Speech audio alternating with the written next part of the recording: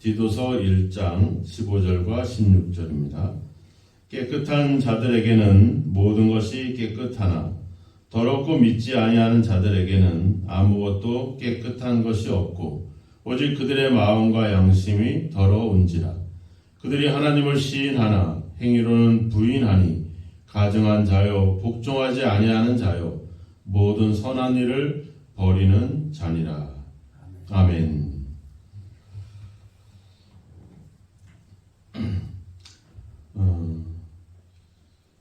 이 디도서는 사도 바울이 그레데에서 목회를 하고 있는 디도와 그리고 그 그레데 지역에 있는 교회들에게 보내는 그런 편지들입니다. 즉 안 믿는 사람에게 보내는 편지가 아니라 믿는 사람들에게 보내는 편지죠. 또 성경 또한 믿지 않는 자들을 향하는 메시지도 있지만 결국은 하나님의 백성들이 하나님의 뜻을 알고 또 그 뜻을 순종하고 그래서 복을 받고 은혜를 누리고 또 영원한 생명을 얻도록 우리를 향하신 그런 하나님의 어떤 사랑의 기록들이라고 하는 겁니다. 근데 문제는 이제 잘 믿는 신앙 또 바른 신앙 이런 신앙에 대해서 누가 문제 제기를 하겠습니까? 또 잘 믿는 사람들에게 누가 이래라 저래라 할 필요가 뭐가 있겠습니까?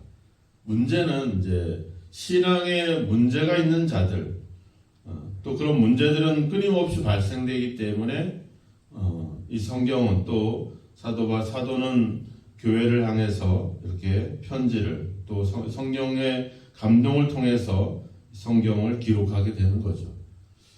그래서 교회 안에는 그렇게 올바른 믿음을 갖고 있는 사람도 있는 반면 많은 문제는 바로 잘못된 신앙으로 인해서 잘못된 길을 가는 자들이 있기 때문에 바로 성경은 그런 것을 바로잡기 위한 그런 목표를 갖고 있습니다. 또한 사도 바울이 디도를 남겨둔 이유는 그레데 지역에 있는 교회들마다 장로나 감독이나 이런 어떤 지도자들을 세우도록 하기 위한 것이 목적이었죠. 그러니까 그 지도자들이 세워지는 목적은 그들이 권세를 부리고 군림하는 것이 목적이 아니라 이런 잘못된 교훈으로부터 성도들을 또 교인들을 지키도록 하기 위한 것이 그 직분의 중요한 목적이라고 하는 겁니다. 그런데 문제는 이제 그런 믿음을 갖고 있는 자들 안에도 15절에서는 깨끗한 자들과 깨끗이 아닌 더러운 자들이 있다라고 하는 겁니다. 깨끗한 자들에게는 모든 것이 깨끗하다 이렇게 말하고 있죠. 그러니까 이걸 우리의 기준으로 보는 것이 아니라 하나님의 기준으로 봐야 되는 겁니다. 우리가 예수를 믿고 모두가 용서받았다 이렇게 말하고 있지만 솔직히 우리가 용서하지 못할 그런 문제들도 많이 있거든요. 근데 여기서 깨끗하다는 말은 바로 예수님을 믿음으로 말미암아 예수님의 은혜로 죄사함을 받은 사람들 그래서 그런 사람들에게는 모든 것이 깨끗하다 이렇게 말하고 있는 거죠. 반면에 믿지 아니하는 자들은 아무것도 깨끗한 것이 없다. 그러니까 깨끗지 않은 자들 그런 자들을 다른 말로 얘기하면 14절에 나와 있죠. 허탄한 이야기와 진리를 배반하고 또 명령을 따르지 아니하는 사람 이런 사람들을 이야기한다라고 볼 수 있겠죠. 예수를 믿지 않는 것뿐만 아니라 그럼에도 불구하고 하나님의 말씀과 계명을 지키지 아니하는 자들 이런 사람들을 다른 말로는 거짓쟁이들 12절에 나와있죠. 한 거짓말쟁이요 악한 짐승이고 배만이 위하는 게으름뱅이다. 먹는 것만 탐하는 그런 대식가들이다. 이런 표현들을 쓰고 있죠. 그러니까 그런 자들은 마음과 양심이 더러워졌다 이렇게 말하고 있죠. 그러니까 그 자체가 하나님이 깨끗이 않다고 인정하기 때문에 그 사람들은 어떻게든지 간에 더러울 수밖에 없다는 겁니다. 문제는 16절에도 나와 있죠. 하나님을 시인하나 행위로는 부인하는 자들이다. 교회의 문제는 뭐였냐면 14절에 유대인의 허탄한 이야기, 이런 이야기를 했지만 유대인들은 그들은 대개 하나님의 어떤 선택을 통해서 또 할례를 받음으로 인해서 자기들이 깨끗하다 이렇게 주장을 합니다. 그리고 하나님을 알지 못하고 할례를 받지 못한 자들은 더럽다, 부정하다 이렇게 얘기를 하죠.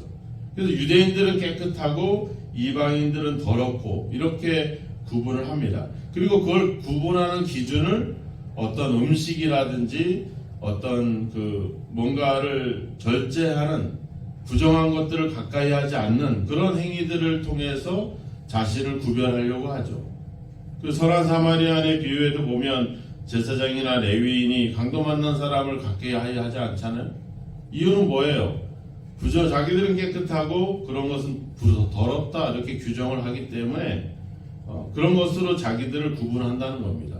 또 교회 안에 있었던 이단 사상 중에 영지주의자들이 있었잖아요. 이런 사람들은 어떤 금욕을 하고, 우리가 디모데전서에 보면 나오잖아요. 혼인도 금하고 식물도 금하고 그래서 음식을 먹고 결혼하고 이런 것들을 아주 절제하고 금욕하면서 그래서 자기들이 깨끗한 것이냐 그렇게 그들은 이야기를 하고 그렇게 가르쳐 왔다라고 하는 겁니다.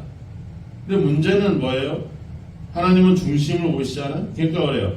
하나님을 시인하나 행위로는 부인한다. 시인한다는 말은 뜻은 하나님을 안다라고 하는 거죠. 솔직히 귀신들도 알잖아요. 누가복음 4장에 가보면 예수님이 귀신들을 쫓아낼 때마다 귀신들이 나가면서 뭐라 그래요? 당신은 하나님의 아들이십니다. 귀신들도 안다는 거죠. 야고보서 2장에 가보면 하나님의 한분인 줄 알고 떠드느냐? 귀신들도 알고 믿는다. 이렇게 나와요. 그러니까 알죠. 하나님을 믿고 예수님을 믿고 그분을 알고, 하지만 그거 아는 것으로 끝나는 게 아니라 뭐가 따라야 된다는 거예요. 행위가 따라야 된다는 거죠. 14절에도 보면 진리를 배반하는 사람들의 명령을 따르지 않게 하려 합니다. 어떤 하나님의 계명, 하나님의 명령을 지키지 않는 것으로 간다라고 하는 겁니다. 아는데, 믿는데 그것이 삶의 순종으로 나아가지 못하고 있다는 거죠. 마태복음 7장 21절에 우리 늘 잘 아는 말씀, 나더러 주여 주여 하는 자마다 다 천국에 들어갈 것이 아니라 하늘에 계신 아버지의 뜻대로 행하는 자라야 들어갈 것이다.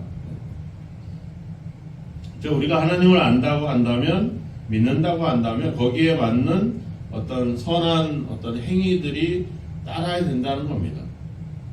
즉 우리가 잘못 생각하는 것은 선한 일을 함으로 인해서 구원을 받는 게 아니라, 우리가 이제 하나님을 알고 하나님을 믿고 하나님으로 말미암아 우리가 깨끗함을 입었기 때문에 당연히 거기에 대한 결과로 깨끗한 삶이 나타나야 된다라고 하는 거죠.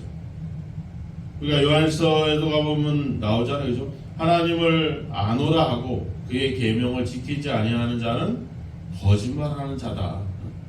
이렇게 이야기하잖아요. 예수님도 우리가 주님의 이름으로 권능을 행하고 선지자 노릇을 하고 귀신을 쫓아냈습니다. 그래서 불법을 행하는 자들아, 내가 너희를 알지 못하니 내게서 떠나라. 주님의 말씀은 한결같이 하나님의 말씀을, 하나님을 알고 아는 것에서 멈추는 것이 아니라 그분의 이야기를 듣고 행하는 것까지 나아가도록 요청하고 있는 겁니다.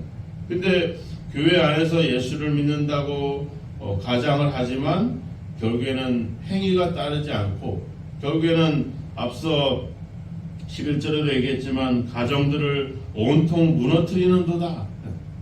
오히려 그들의 결과는 선한 일이 아니라 오히려 그런 악한 결과로 나타나고 있다는 거죠. 그것을 하나님은 사도 바울은 16절에 가증한 자요, 복종하지 아니하는 자요, 선한 일을 버리는 자다.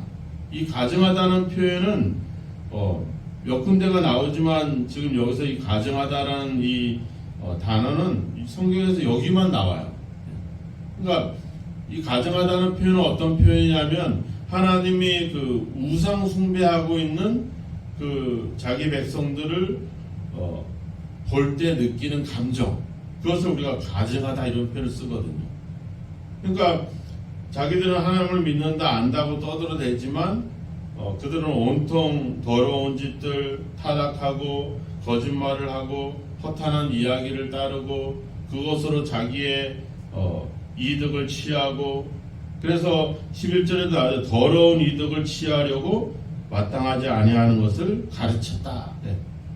우리가 감독에 대한 직분을 얘기할 때도 7절에서 이야기했잖아요. 그죠? 더러운 이득을 탐하지 아니해야 된다. 근데 결국은 그런 것을 목적으로 하나님에 대한 신앙이 아니라 자기의 이익을 위해서 거짓말을 행하고 그것을 가르쳐서 사람들이 자기를 따르도록 하는 그런 행위들, 그런 것들은 결국 하나님을 따름이 아니기 때문에 우상 숭배고 그것은 결국 하나님 앞에 가증한 일이라고 하는 겁니다.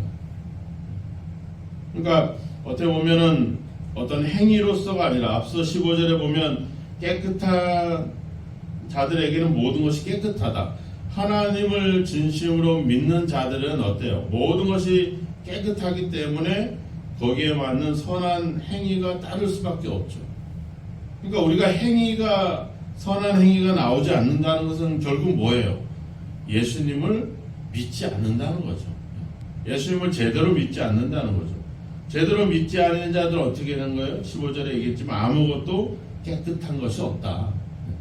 그런 자들은 이미 더럽고 가증한 자들이기 때문에 그들에게는 그런 열매들이 나올 수 없다는 거죠. 주님께서도 얘기했잖아요. 그 열매로 그들을 알 것이다. 어떻게 포도나무에서 무화과 나무에서 엉겅퀴가 나올 수 있느냐? 우리가 그 샘에 대한 이야기도 했었잖아요. 그죠? 우리가 깨끗한 샘에서 깨끗한 물이 나올 수 있다라고 하는 것. 그러니까 잘못 생각해 보면 뭔가 우리가 행위를 이야기하고 어떤 우리의 어떤 행동에 대한 점들을 이야기하는 것 같지만 결국 그것의 출발은 뭐냐면 믿음이라고 하는 겁니다. 우리도 어떤 행동을 하지만 결국 잘못된 행동의 출발점은 어디서 나오는 거예요? 우리의 부패된 마음에서부터 나오는 거거든요. 지금 사도 바울은 계속 그런 이야기를 했잖아요. 우리가 믿음으로, 에베소 2장에 나오지만 하나님의 은혜로 예수 그리스도를 믿음으로 말미암아 우리가 구원을 얻었다. 그래서 이것은 우리에게서 난 것이 아니라 하나님의 은혜고 하나님의 선물이다. 이렇게 얘기했잖아요. 그러니까 우리는 그 은혜를 받아들이고 믿고 따르게 되면 진실한 믿음을 갖는 사람들에게는 진실한 행위가 나올 수밖에 없다는 겁니다. 그러니까 반대로 생각해 보면 진실한 행동이 나타나지 않는 것은 진실한 믿음이 없다는 반증이 된다는 거죠. 믿음은 좋은데 행위가 나쁜 건 없습니다. 믿음은 나쁜데 행위가 좋은 것은 없어요. 믿음이 좋아야지 행위도 좋아지는 것이고 그렇게 되는 거죠. 그러니까 행위는 항상 믿음을 전제로 하고 있다는 겁니다. 하나님을 시인하는 행위로는 부인하는 자다. 이중적인 것 같지만 결국은 그 사람은 하나님을 시인하는 것이 아니죠. 시인하는 것이 아니라 오히려 부정하고 그것은 오히려 하나님이 아닌 다른 것을 믿는 거죠. 하나님을 마치 우상처럼 믿는 거죠. 하나님을 마치 자기의 어떤 성공과 출세를 가져다주는 그런 어떤 수단으로 보는 것이죠. 그러니까 그것은 하나님을 믿는 것이 아니라고 하는 겁니다. 이 사람들이 신앙을 이용해서 자기들이 더러운 이득을 취하고 그것으로 자기들이 뭔가 다른 사람들과 구별된 것처럼 그렇게 이야기하지만 결국은 그들은 하나님을 모르는 자들이라고 하는 거죠. 주님께서도 나도 너희를 도무지 알지 못하니 불법을 행하는 자들아 떠나라. 주님이 보시는 것은 믿음이라고 하는 겁니다. 근데 그 믿음이라고 하는 것은 보이지 않지만 보이는 믿음은 바로 우리의 행위로 나타나는 거죠. 그래서 행위를 보면서 그 사람의 믿음을 가늠해 볼 수 있는 겁니다. 우리가 한번 우리의 신앙을 돌아보면서 우리가 기도하고 예배하고 하나님을 섬긴다고 하지만 결국 내 삶에서 그런 하나님을 닮은 모습이 나타나지 않는다면 내 삶을 통해서 앞서 감독이나 장로나 이런 직분자들에 대한 어떤 이야기들을 했던 것처럼 내가 바른 교훈을 따라 바른 말씀을 따라 내 삶에서 그런 열매들이 없다면 내 삶을 고칠 거 아니라 내 믿음을 점검해 봐야 되는 거죠. 과연 나는 진짜 예수님을 믿는 것인가? 우리가 다니엘 기도회 하면서 그 목사님의 말씀을 또 우리가 어제 또 들으면서 그런 얘기를 했다. 한국 교회의 문제는 결국 뭐겠습니까? 결국 입으로는 시인하지만 행위로 나타나지 않는다는 거예요. 그래서 그 행위는 결국은 우리가 제대로 된 믿음을 갖지 못하고 있다는 것에 대해서 지적을 하잖아요. 그러니까 우리가 그런 점들, 즉 나의 행위보다도 내가 진짜 예수님을 제대로 아는가, 내가 그분 안에 살고 있는가, 그분이 내 안에 있는가, 나는 진짜 예수님을 제대로 믿는 것인가, 그분에 대한 믿음이 있는가, 이거를 우리가 한번 제대로 판단해 봐야 되는 거죠. 그래서 내가 제대로 믿으면 삶은 자연스럽게 믿음이 따를 수밖에 없습니다. 왜? 깨끗한 자들은 모든 것이 깨끗하게 돼 있어요. 믿는 자들은 모든 것이 믿음의 열매가 나올 수밖에 없습니다. 하지만 깨끗하지 않은 자들, 즉 믿지 않은 자들에게는 아무리 모든 걸 하더라도 아무것도 깨끗한 것이 없게 되는 것이죠. 우리의 믿음을 한번 돌아보시고 우리의 삶을 한번 점검해 보시고 내가 그냥 음식을 절제하고 기도하고 예배한다고 해서 우리가 깨끗하고 우리가 믿음을 가진 것이 아니라 우리가 제대로 된 어떤 선한 일들, 선한 삶의 열매들을 통해서 우리의 믿음이 바른 믿음인 것을 거기서 우리가 확인해야 될 줄로 믿습니다.